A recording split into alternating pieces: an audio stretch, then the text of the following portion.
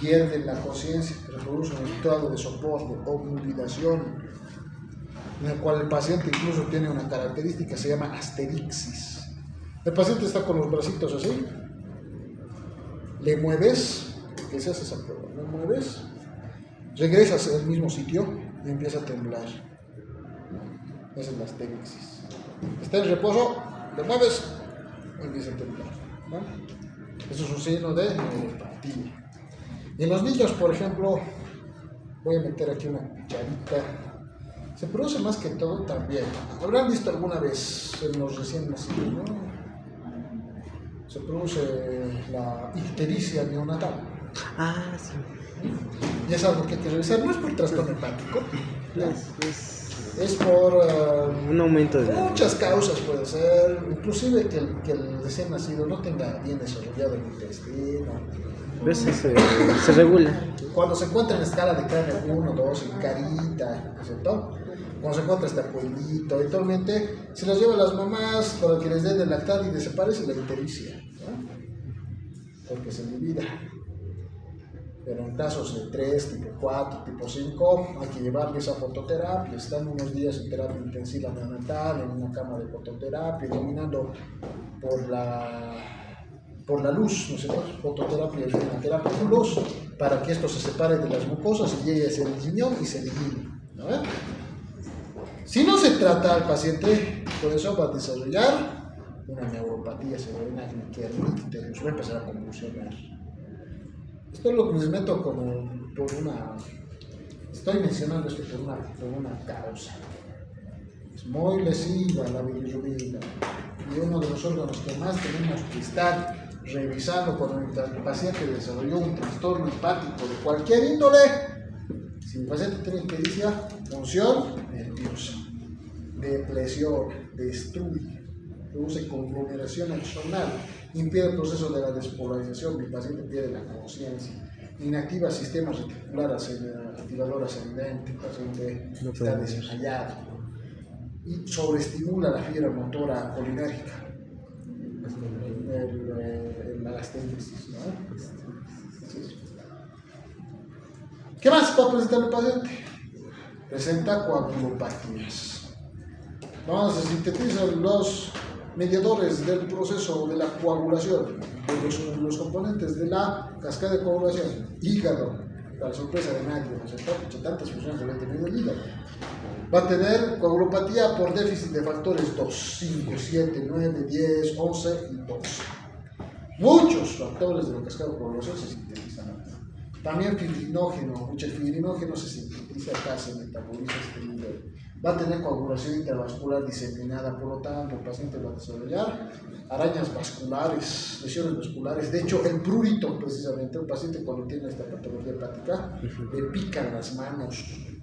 Y cuando se rasca, tiene pequeñas lesiones como vasodilatación arterial, producida por trastornos vasculares, ¿ya? Va a presentar el paciente hipertensión portal, de etiología pre, intra y post hepática. Va a presentar edema, ascitis, hipertensión portal con aumento del tamaño del parto, etc. ¿No? Y además, síndrome hepatorrenal. Esto también es muy relevante. ¿Ven? El síndrome hepatorrenal que va a desencadenar más hipertensión. El riñón va a sintetizar grandes cantidades de sistemas renina, angiotensina, aldosterona, va a estimular el sistema renina, angiotensina, aldosterona por mucha producción de renina para coadyuvar un poco en la recomposición del flujo vascular. Pero si el trastorno del paciente pues, es una falla del corazón derecho, pues esto va a aumentar aún más la clínica, ¿no? Pues hay que tener cuidadito con absolutamente todos estos factores. Los vasos esplánicos, por ejemplo, no se produce vasoconstricción, todos son venas, las venas no tienen una capa muscular muy circunscrita. El hecho de que las arterias se compriman, pues va a aumentar el flujo a nivel del circuito venoso, pero el circuito venoso no tiene dónde sacarlo, entonces el paciente se complica. Preguntas de acá. Allá, sí. La patología crónica, ¿a partir de cuántas semanas es? 26. Mayor a 26. Mayor a 26. la aguda, ¿cuál es la lesión principal? Necrosis hepática masiva. La lesión principal de la crónica más sencillita es bien popular, ahí está, con rojo. Cirrosis hepática. ¿Qué es la cirrosis hepática? Es la... Fibrosis, pues. Pues fibrosis en el... Fibrosis, ¿en qué zona? Zona 1, ¿no? Eso es la patología metabólica. La viral es distinta, la viral es irregular, ¿ya? La fibrosis. Pero la patología metabólica que hemos expresado ahí es en zona 1. La cirrosis puede ser terminal o no puede ser terminal. No sé cuánto es que sea terminal, pero de hecho que no es regla. Hay patologías terminales sin presencia de cirrosis. ¿Bien? ¿Cómo es el caso de estos? La colangitis biliar primaria, en su estado terminal, no tiene cirrosis. La colangitis esclerosante primaria tampoco no tiene que ver mucho con el hígado, afecta más que todo a la estructura luminal del conducto hepático cístico, ¿no? Puede no desencadenar cirrosis, la hiperplasia anular degenerativa no produce cirrosis, la hiperplasia fibropoliquística no produce cirrosis, perdón, la esquistosomiasis crónica tampoco produce cirrosis. Pero hay patologías en las cuales no es estado terminal y sí presenta cirrosis. En el caso de la hepatitis autoinmune bien controlada, sigue produciendo cirrosis a pesar de proceso autoinmune. La hepatitis B inmunosuprimida con medicamentos puede producir cirrosis todavía. Y la hepatitis curada puede todavía encontrarse cirrosis, focos cirróticos sin que el paciente tenga un desmejoramiento de su estado de salud. Entonces, perdón que les esté confundiendo, pero esto es algo que pone mucho énfasis en Roberts. Cirrosis no quiere decir no hay nada por hacer. Muchas patologías pueden solucionarse pese a existir cirrosis en muchos componentes parenquimatosos. El problema aquí no es la forma, el problema es el fondo. ¿Cuál es el fondo? El hecho de que exista mucho daño de una superficie muy grande del tejido parenquimatoso hepático lesionado. Las complicaciones frecuentes de la patología hepática crónica, de la hepatopatía crónica, más en la colestasis persistente, prurito, hiperestrogenemia se puede presentar, los estrógenos donde se metabolizan, se biotransforman en hígado, ¿ya? Puede presentar angioma, hipogonadismo, ginecomastia paciente, ¿ya?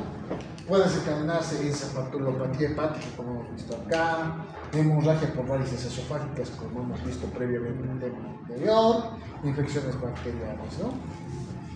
Porque básicamente si hay focos grandes de necrosis, de reemplazo, de apartajes, se vuelve cargo de tipo de antibióticos.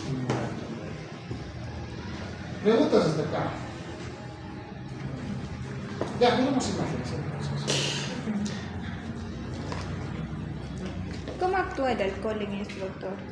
Enseguida vamos a ver. Ahí existe un componente enzimático muy relevante, lo vamos a ver a continuación. Pero ahí estamos viendo una lesión frecuente en el hígado debido a trastornos congestivos. El hígado no es constante, ¿ven? Congestivo, el borde, las estructuras centrolobulares bien pigmentadas. Y lo que ha desencadenado esto a la larga, ¿qué ha sido? Pues el hígado como está amarillo, que producido colestasis. Aquí estamos viendo la necrosis confundente en la zona 3. La zona 3 es mal perfundida, ¿no ven? Aquí está en la zona 3 una necrosis. Aquí está la vena central, aquí está, pero se necrosó, ya se murió, ¿no es cierto? Posteriormente esto va evolucionando en puente y finalmente todo el globulillo, ¿no es cierto? Aquí estamos viendo cómo se produce la fibrosis. La fibrosis siempre se va a desencadenar en tejido periférico, en este caso estamos viendo la cirrosis hepática, no esta es la macroglobular, esta es irregular, vamos a ver después, ¿ya? Miren. Sería genial que se presente en todos los casos. Aquí estamos viendo dos ejemplos, en el cual las metaloproteinasas han tenido efecto. Primero, paciente alcohólico, 26 años consumiendo alcohol, así se ve su vida. ¿Qué se ve de acá? Estamos viendo Fibrosis. Fibrosis. La fibrosis, pero se encuentra alrededor de los lobulillos hepáticos. Miren, en zona 3. ¿Cómo se va a denominar esto? Cirrosis.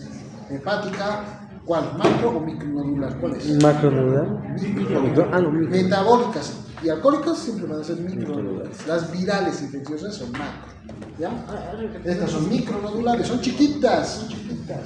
Miden menos de 2 milímetros de tamaño. ¿Ya? El tejido parenquimatoso, sin embargo, aquí tiene una cualidad. Afortunadamente el paciente tenía cierto grado de estimulación del proceso de diferenciación del lobulillo, por lo tanto ha tenido todavía grupos germinativos. Aquí tenemos grupos germinativos, espacios germinativos de tejido hepático. El paciente dejó de consumir alcohol. A un año, miren cómo se ve. Lo mejor. Mucha suerte que tener. Entonces aquí, Que no se gale. ¿hay cirrosis? No. ¿Desapareció? ¿Por qué desapareció? Metaloproteinasas han roto las uniones de pirina y el tejido, por parte de las células de hito, se recompuso a tejido hepático nodular. ¿No?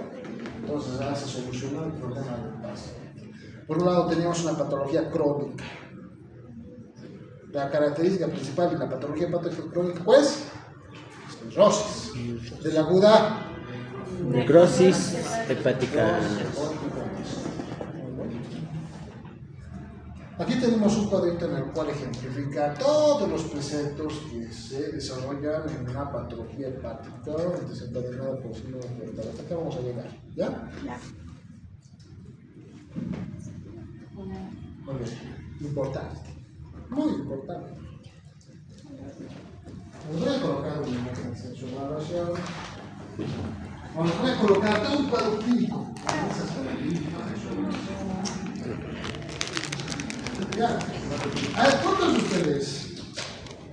A ver, yo creo que la mayoría de ustedes, muy pocos de ustedes.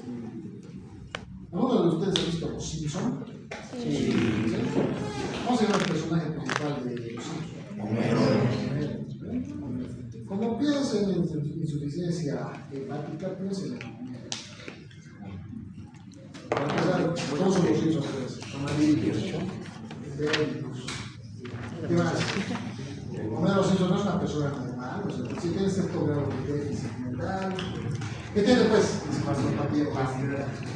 Puede presentar arterixis, tiene halitosis, es alcohólico, tiene ginecomastia, tiene ascitis, su abdomen bien pronunciado, ¿no? Tiene ascitis, tiene patología varicosa, no sé. Pues imagínense en esa imagen mental, ¿ya? Porque todo eso se ve.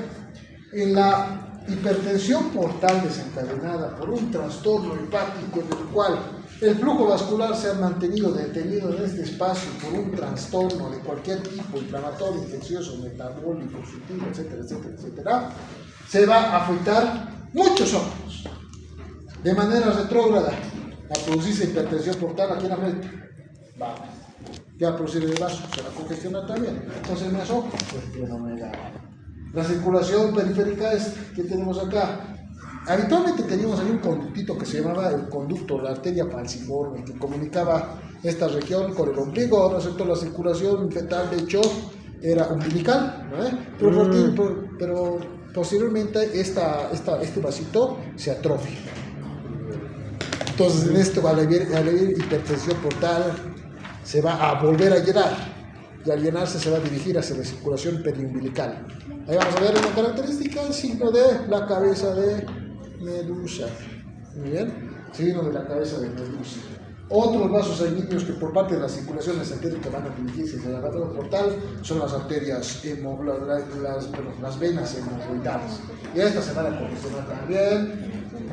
Hacia el aparato cardiovascular, pues también tenemos otras venitas acá, ¿no es cierto? Las venas esofágicas, y las venas esofágicas pues se van a dilatar, van a formar varices esofágicas.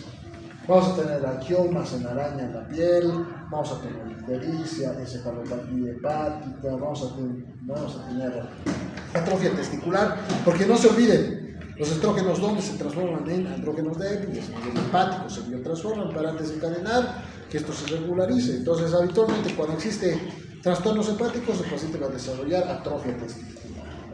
Asitis, ¿por qué se presenta la asitis? ¿Saben qué me podría decir por qué se presenta la asitis en el paciente con hepatopatía? Por la sobrepresión de la albúmina. No hay albúmina, correcto, no hay albúmina. Al no haber albúmina, no hay osmolaridad intravascular y migra el líquido hacia el tercer espacio. Todo ya se puede explicar ahí. Y ya tenemos las características de este proceso funcional. También tener hemorragia potencialmente mortal. ¿Por qué el paciente es predisponente hacia la hemorragia? ¿Qué hemos podido decir? Por eso nos vamos. Factores de coagulación. ¿Cuáles factores de coagulación se dice? 2, 5, 7. 12, 7, 5, 7, 9. Ajá. Y la fibrinogen. Muy bien. Ahí tenemos el cabello, video que se pone